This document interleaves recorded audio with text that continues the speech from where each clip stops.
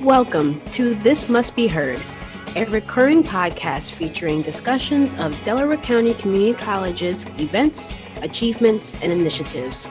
Today, our co-hosts, Cara and Sloan Glover, talk with DCCC Earth and Space Science Professor Dr. Christopher Etherington about climate change, this year's college-wide reading topic. Thank you for listening. Welcome back. My name is Cara, and I'm joined by my co-host, Sloan. I would also like to introduce our guest for this episode, DCCC Professor Dr. Etherington. How are the both of you? I'm great, thank you. I'm doing well. Thank you for having me. Of course, I'm really excited to jump into our discussion, so if you don't mind, let's get right into climate change. Dr. Etherington, could you start us off by explaining what climate change is and maybe how it affects our planet? Great question.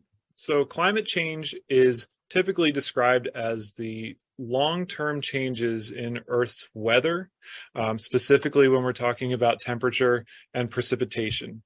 One of the ones that we hear the most about is global warming, because that is one aspect of climate change that is a symptom that can be measured just about anywhere on the globe. How are stronger storms like hurricanes, snowstorms, and desert storms connected to climate change? Another great question. So in our atmospheric models, meaning when we look at this from a hypothetical standpoint, we would expect warmer temperatures to drive more powerful storms and storms that would be more frequent because our warmer seasons could potentially be longer. However, we have very limited data to pull off of. We have direct measurements of temperatures going back about 200 years. We have humidity measurements going back nearly that far. And it's only in the recent decades that we're able to actually map and quantify each of these storms and know exactly how many there are and how powerful they were. There could have been a storm in the 18th century that formed in the Atlantic and dissipated in the Atlantic, and we would have never recorded it or known about it.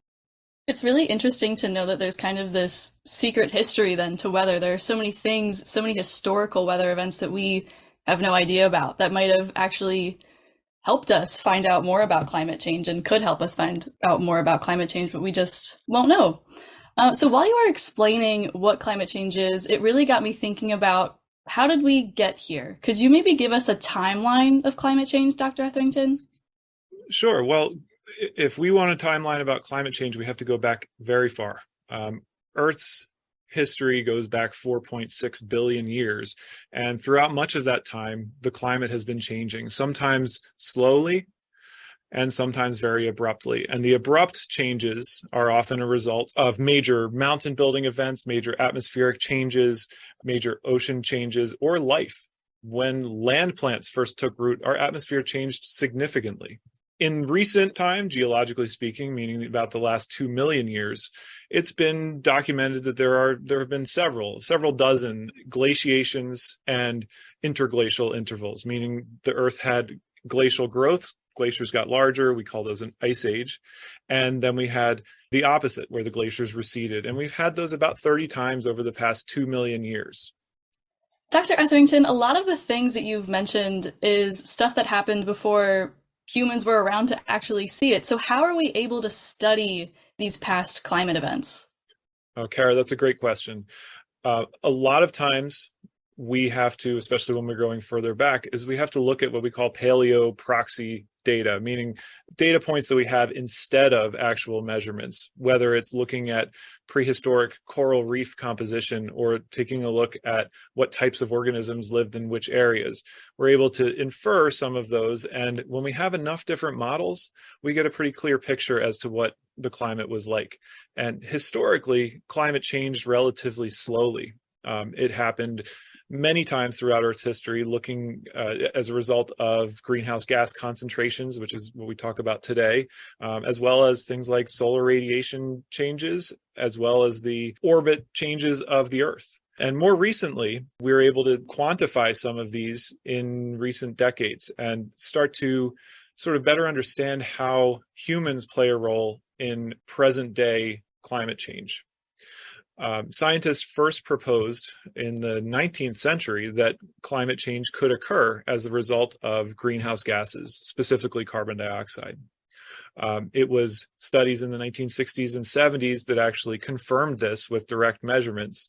And we're able to now see, and nearly all scientists are in agreement, that we're seeing a warming that is, measurable per year and increasing over the past 40 years or so.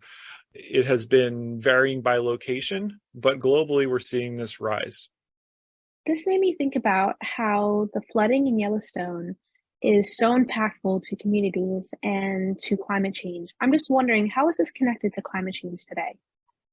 That's an interesting question, because a lot of times the answer is we don't know. With many of these single events, we can't attribute the event itself or even a portion of the event or the magnitude of the event to climate change, because we know so little about Earth's long history leading up to that event. There are, of course, anomalies that lead to major storms, major events that impact areas over a short period of time.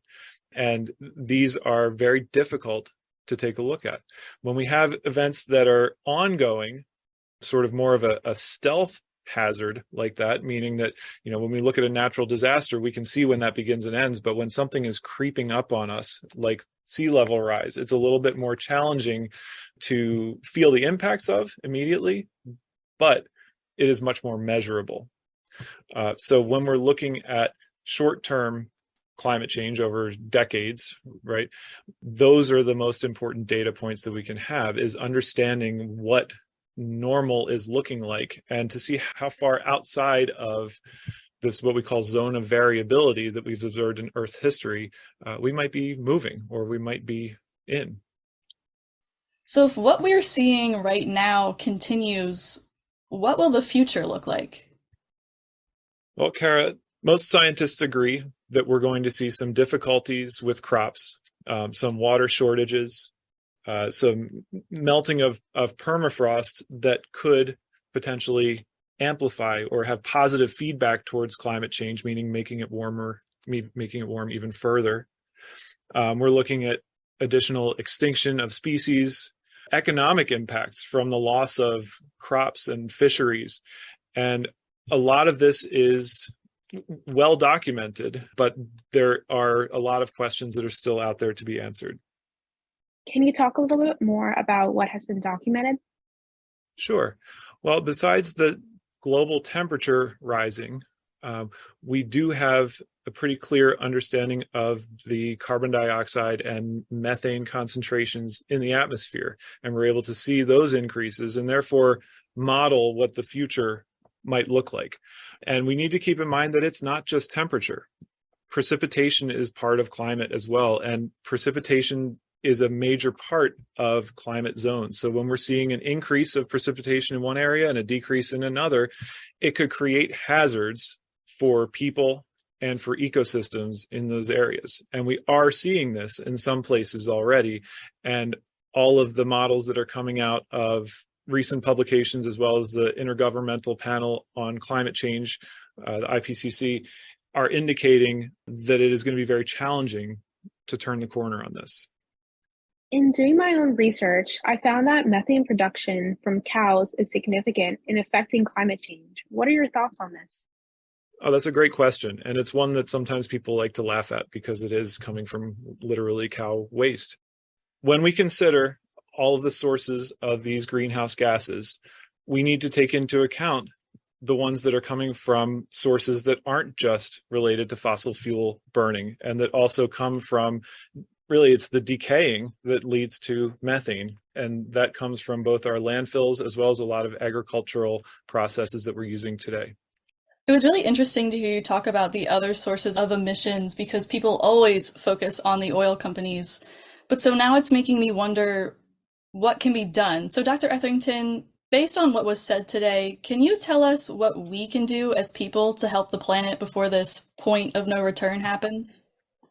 Great question, Cara. And I feel like a lot of the pressure is put on individuals and consumers when we talk about our climate footprint and what we can do. But it's actually been found that even if we had a city that had a net zero carbon, that it wouldn't really change much because of everything that the supply chain provides to that city.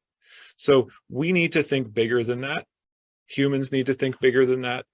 And we need to really think about the three options we have for this. One is to reduce our emissions and carbon output by 60 to 90% almost immediately. The second is to try to engineer a way out of it. We know that forests and some crops are very effective at removing greenhouse gases from the atmosphere, but we would need to increase our forest on Earth by about 25% to make a dent in that reduction.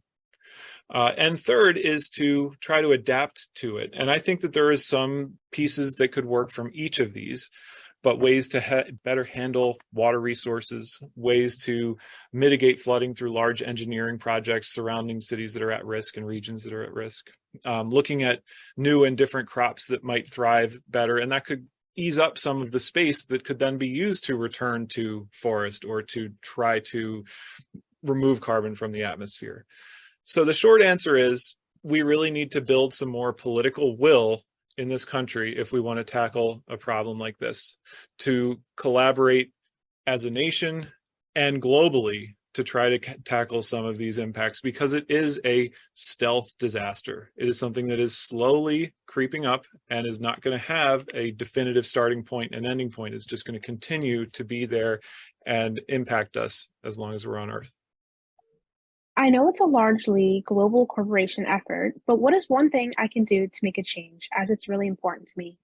Well, good question. I don't think it should be a surprise, but it's going to require significant action by governments and by individuals. And really the best way that you can stay informed and the best way that you can make a difference is by following the issue, by listening to podcasts, by reading current events and current legislation that's coming out as our leaders tackle this change. The biggest problem is that there just isn't much political will to tackle this problem on a large scale. And as an individual, you can put that pressure on our policymakers and our elected officials. You know, a great example of how we specifically as DCCC students can stay informed is by engaging with our college-wide reading book this year, Under the Sky We Make, How to Be Human in a Warming World, by Kimberly Nicholas. Now, unfortunately, I do have to tell everyone that we are out of time. This was such a great discussion, though. I had so much fun. Now, do either of you have any closing thoughts for us? I just want to say thank you directly to Dr. Etherington for giving me a lot to think about. So thank you so much. Thank you for having me. And one additional thought, if you have time, on the third floor of the STEM building, we have a poster from some students last year who did a climate study in Philadelphia. We were investigating the urban heat island effect in the area surrounding Fairmount Park. There's a poster, it's right outside room 3410, if you'd like to come check it out. And the interesting thing about that study was that it was completed 100% by non-science majors. So students who were interested enough to get involved in a science project, even though it wasn't their career path. It's so great that you mentioned that study, Dr. Etherington, as something that was done wholly by DCCC students. I want to give a big thank you to Sloan and to Dr. Etherington for joining me today, and to our listeners, I hope this discussion has inspired you to learn more about climate change and find out what you can do to help our planet. Until next time. You've been listening to This Must Be Heard, brought to you by the New Media Lab and the Office of Athletics and Campus Engagement. Today's hosts and producers were Cara Oakes and Sloan Glover. Our guest today was Dr. Christopher Etherington.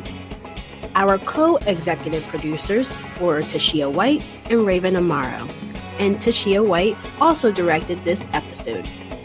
Our production coordinator was Fafali Tseglo. Raven Amaro edited this episode and prepared our title cards. Victoria Colbreth and Samuel Larson designed our cover art. Indigo Frazier composed our theme music. And I am Lushonda Stevens, your announcer for this episode. Special thanks to the Director of Athletics and Campus Engagement, Allison Gleason, and our faculty advisor, Professor Maria Boyd. If you have an interest in participating in the New Media Lab, contact the Office of Athletics and Campus Engagement or reach out to us on Instagram at DCCC_New Media Lab. Be sure to like and subscribe to us on YouTube. Thanks again for listening.